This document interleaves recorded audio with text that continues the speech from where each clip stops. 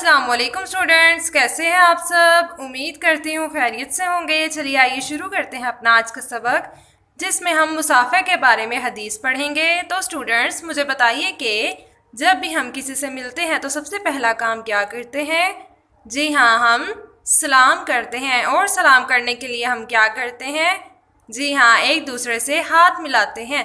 तो स्टूडेंट्स, हाथ मिलाने को हम मुसाफिर कहते हैं और ये सुन्नत भी है कि जब भी हम एक दूसरे से मिलें तो मुसाफा करें। तो चलिए आइए मुसाफे के बारे में हदीस पढ़ते हैं।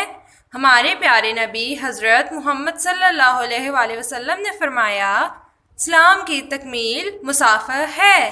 दोबारा से दोहराएंगे, इस्लाम की तकमील मुसाफा है।